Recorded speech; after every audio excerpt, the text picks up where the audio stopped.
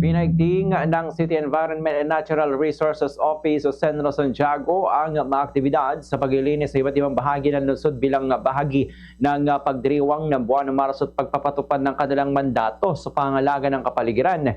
Sa panayam ng buong Radyo Kawayan kay Ginong Mario de Guzman II, City Environment and Natural Resources Officer, sinabi niya na tuloy-tuloy ang kanilang mga programa tulad ng street sweeping at collection ng basura sa iba't ibang lugar sa lungsod.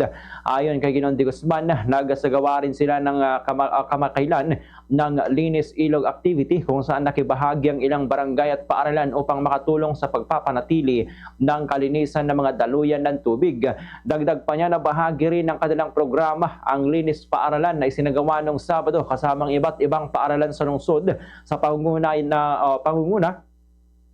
ng Youth for Environment and Schools Organization o YESO. Ipinaliwanag ng opisyal na nagsasagawa rin ng kanilang tanggapan ng quarterly cleaning activities sa mga ilog at estero bilang bahagi ng mandato ng kanilang opisina sa sektor ng kapaligiran.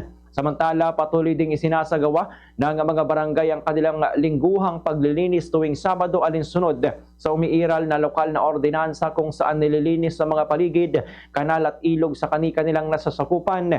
Nakikipagtulungan din sa mga naturang aktibidad ang Barangay Ecological Solid Waste Management Committee kasama ang mga punong barangay at iba pang barangay structures upang mapanatili ang kalinisan sa komunidad. Ganito ang bahagi ng paayag ni Senro Mario de Guzman II.